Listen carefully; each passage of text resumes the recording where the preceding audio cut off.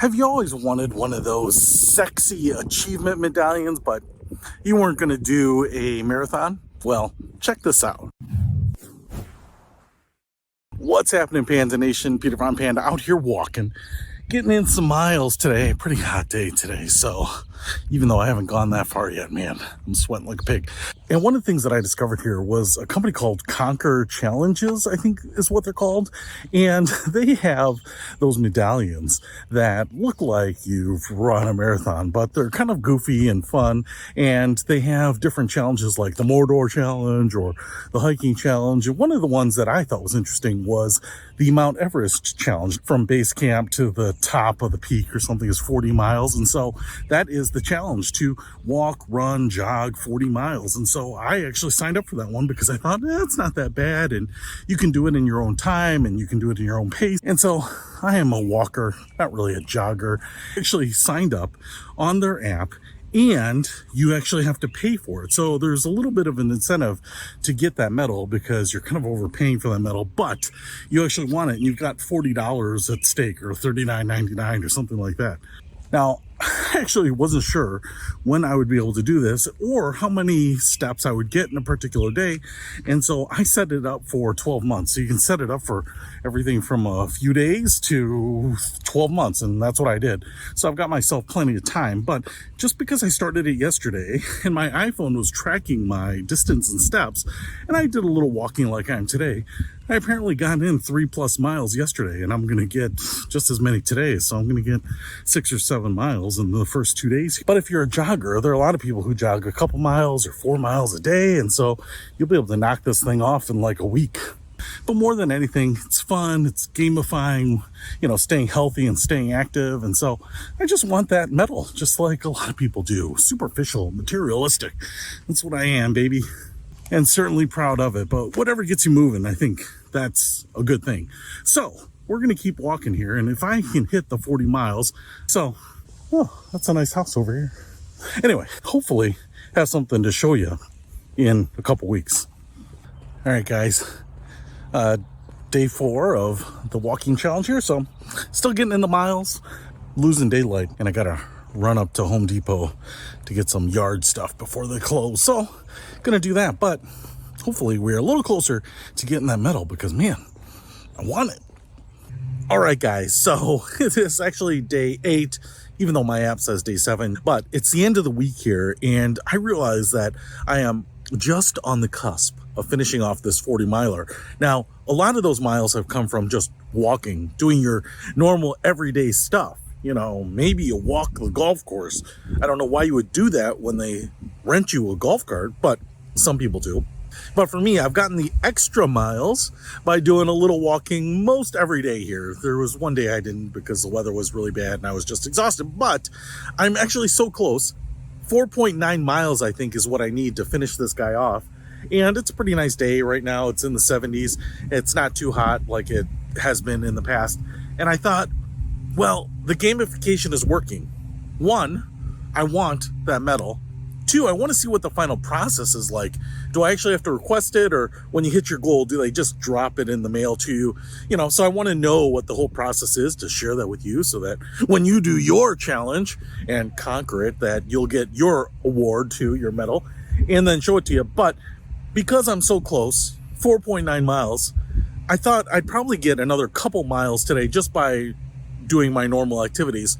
But why not just knock them out as quickly as possible here? So if I walk an extra 3 or 4 miles right now, by midnight tonight, I should have all the miles needed for the challenge. And then we will see what the next stage is. And maybe if I do another one, because I wouldn't say that maybe my body's showing a lot of difference by doing the walking challenge for 1 week, but it's certainly good for you. And, getting an hour of walking in a day is pretty nice, peaceful time to think. So let's get walking today and finish this guy up and see what's next. All right, what's happening, conquerors? So I just went ahead and finished off the challenge today, which was, the 4.9 miles. So got that knocked out, lickety splickety.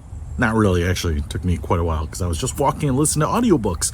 So I'll listen to an interesting one called Wonder Boy if you are ever interested in that. But one of the things that I wanted to reflect on here was a couple of things that were insightful to me. First of all, one, I really like the fact that these challenges don't require you to run or be on a treadmill or climb or anything like this, because I was thinking about the hierarchy, the pyramid of people and fitness, and I'm on the bottom of that hierarchy, right? I'm not one that's fit at all, and I am mostly sedentary because I am just doing office work, working at my computer, and so getting up and doing stuff is not necessarily part of the daily formula for me. Now, if you are loading boxes at a loading dock or stacking shelves at Home Depot, the irony of it is that you are probably staying pretty fit. There was a news story a long time back about how UPS drivers are so fit, and I was thinking, isn't that kind of obvious? They're walking all day, carrying stuff, and that seems like it would be pretty obvious that they would stay fit. So actually, it seems like a perfect job. You're getting paid to stay in shape, which is pretty cool. Now, the thing about that pyramid, I think, is that we're trying to always figure out how to get people more active. And, the top of the pyramid, the people that do the Ironman, my buddy Dan Swenson, who has crushed that out, who will do a 100-mile bike ride at the drop of a hat just to burn a few hours, right, of time. People like that are pretty unique. They're really driven. They probably don't need an app. I doubt they even use apps, maybe just to kind of track themselves or be more scientific about it or analytical. But, there are people in the middle who probably do high-intensity workout and are pretty routine about that and keep themselves in shape and look pretty good all the time. Those types of people, and maybe they would benefit from this because, hey, doing that 1,000-mile challenge or jogging that 40 miles in a day or two is just something that is kind of like entertaining for them. But for many of us, it's not even setting a goal per se, but it's just activating you from a sedentary or stable state into an active state, and it doesn't really matter what it is. And I've heard many times that just walking an hour a day will actually keep you in pretty good shape, and that seems pretty easy. Everyone's got an extra hour. You're probably watching TV or watching YouTube or listening to audiobooks or whatever. So converting people from that no move state to a move state is actually pretty hard. That's the bottom of that pyramid. And so an app like this, a program like this, I think is pretty nice because it's saying that, hey, I don't care if you do that 40 miles over 365 days, which is what I signed up for, which is why you can see on my bar, I'm only using 1% of the time and 100% of the goal, right? And the other thing is at the beginning, someone who doesn't necessarily walk regularly, I don't even know how far I walk. I don't really track it on my Apple Watch. I've never owned a Fitbit, those types of things. And so saying 40 miles seems like a lot to me, but in reality, 40 miles is not a ton. Let's just say that you walk an average of 1 to 2 miles a day over 7 days. That is 14 miles that you're walking every day. And I've heard if you walk around a golf, that's another 3 miles. If you play soccer, that's another 3 miles or whatever, right? So most of us probably have 15 miles available to us each week. And to do a 40 miler is probably not that big of a deal. And if you don't do anything to change your lifestyle, you're probably gonna hit that 40 miles in a couple weeks, 2 or 3 weeks anyway. So this is just something that kind of was at least top of the mind for me. The app had some reminders, some cool things that you got right away, and so I wanted to knock this out pretty quickly, and it did raise my level of activity right from that bottom rung, maybe just kind of like to the top portion of the bottom rung. So the other thing that I noticed here, and that I'm surprised, but I think a lot of people wouldn't be, is that walking actually does kind of stress out muscles that you don't necessarily use a lot, right? Definitely in my calves and my thighs, I felt it the most. In fact, my calves, for whatever reason, really felt it. Maybe that's because you're rolling and walking on your toes and whatnot. And I really noticed it when I was about to jump in the shower. When you turn on the water to the shower and it's cold for, 30 or 60 seconds right before that hot water gets there, I would just turn on that water, super cold, and spray my calves just to kind of cool them down, save myself from having to take an Advil. And that cold water helped take out some of the trauma. If I had one of those cold water baths, those tubs or something, I would have definitely used that just to kind of cool off and relax my feet a little bit. And the other thing I noticed is that just like in my core, my stomach, and even my arms and in my sides, and even a little bit in my neck and all that stuff, there was a little soreness, a little stiffness, which just shows how much you're using some of these, even just walking, right? Now, I will say, not 100% of my 40 miles was walking. There were times when I said, all right, from here to there, I'm just going to do a light jog. I'm just going to do a light jog up this hill or for this block or whatever. So there was the sporadic time when I felt like, hey, I'm not really pushing myself and I've got plenty of extra energy, and I would just kind of do a little bit of a light jog in there too. So it wasn't just walking, but most of it was walking. The vast majority of it was walking.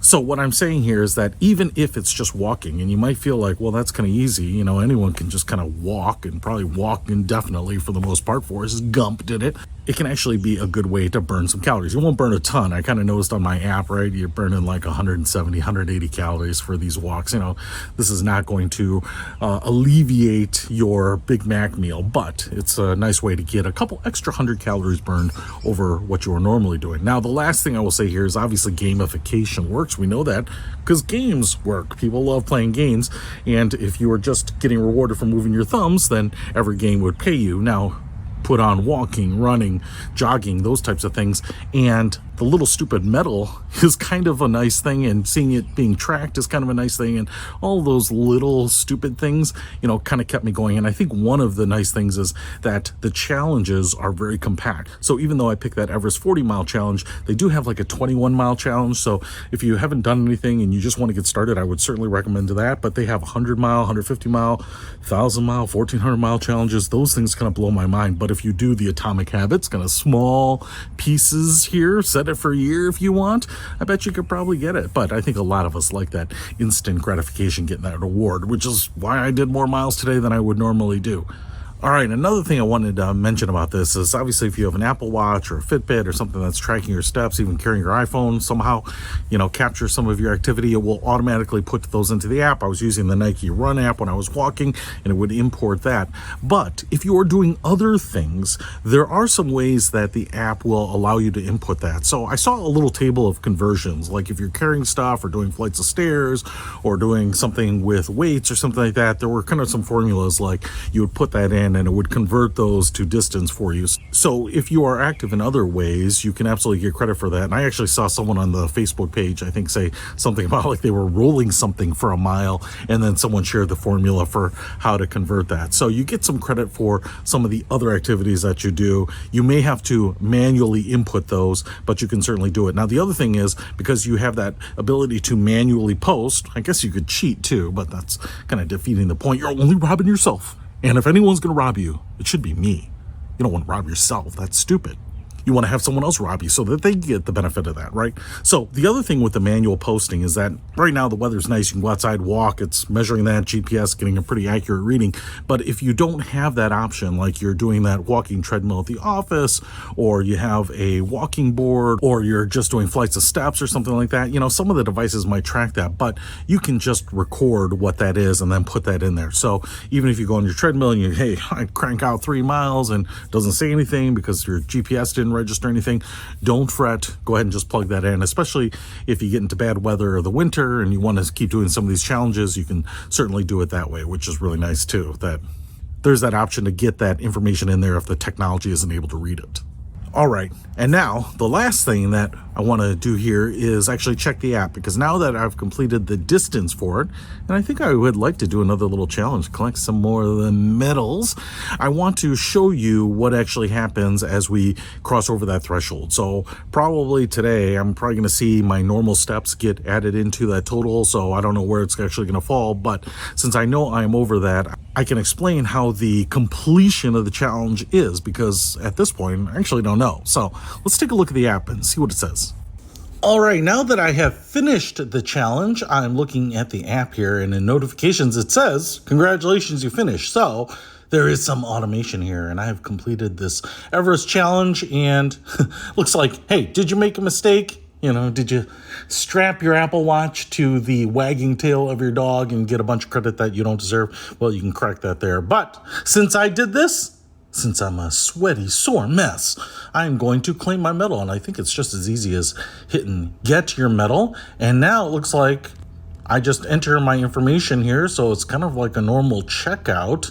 And I will do that and see what we get. All right, so I submitted it. It says thanks for confirming your address. Will be on its way, so that's cool. And it certainly leaves no stone unturned. It's tempting me to start another challenge. 5 challenges, save 20%, $159.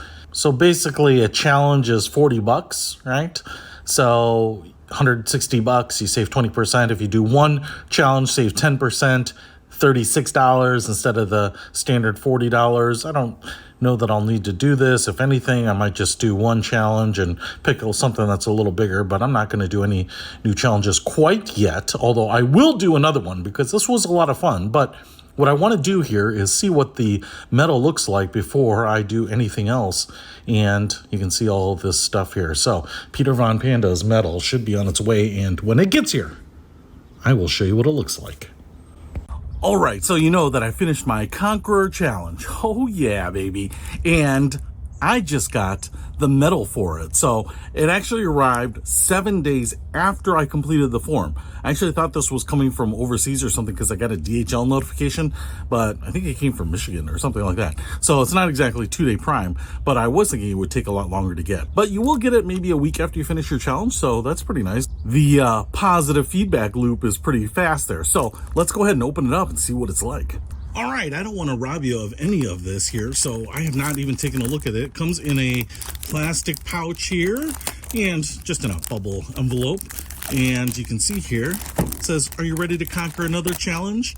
on the back. So certainly pitching more challenges to you, which you can certainly do. Virtually anything is possible, but many things are impossible. It doesn't say everything is possible. Just kind of note that, at least they're being realistic about things. The Conqueror virtual challenge, and then I can just open this up here. Obviously your medal will be different depending on which challenge you take, and there it is. It's supposed to be attached to this little double-sided tape there, and there is my Everest challenge completed. And it's pretty heavy. I don't want to call it pewter, but I don't know what this is, but they're some sort of cast metal. Kind of reminds me of pewter, I guess. It's kind of intricately wrapped around the paper there, but it does come with a ribbon here, so you can certainly wear it. Looks like I get polygon shaped like people here. Congratulations on conquering your challenge. You can share that on social media. They have a very active Facebook group, that is for sure, but it's just that. We don't actually get any indication of what challenge it is. So the packaging is the same for all the challenges, I guess, but this is the medal that we get here. So I just want to kind of take a close look at it because it is pretty impressive. And what I like about these medals is that this company, Conqueror, has gone to this like vertical rectangular portrait mode medal. A lot of them will have big round medals or maybe just kind of like larger, you know, more Olympic style medals, but this kind of vertical square shape is generally their thing. You can see it's enamel filled here. Now it's part of what makes it expensive because you can do that with a needle and stuff like this. It says 40-mile challenge right there. I'm not sure if you can see it down there, and it has some relief on it. It's pretty nice looking and some color there. The Conqueror up there, this is all skeletonized, and we get a little pickaxe up there. And then on the back we get the reverse of the mountain and the back of a hiker going up there. Man, there's a lot of relief on that. I'm not sure if you're able to see that, but lots of relief. So lots of detail. Man, it just feels weighty. It feels good in the hand here. And then we get a ribbon here that kind of looks like the flags that hang at the Mount Everest base camp here in Conqueror right up there. All right, so the next thing I have to do is go ahead and put this on because I have earned it. Oh yeah. Oh yeah, so nice. So nice. Right? This will be on the cover of Runner magazine. And 2 thoughts now that I have completed this guy is that, one, the medal is not something that was going to impress a lot of people. Although in the community, it's certainly impressive. And especially if you don't work out or something like that, you know, walking 40 miles, walking 100 miles, walking 200 miles. They have a challenge that's like walking 1,000 miles or 2,000 kilometers. That's gonna be one that's gonna take you a little time. So that is impressive in and of itself, but like a walking challenge in an app isn't recognized by anyone.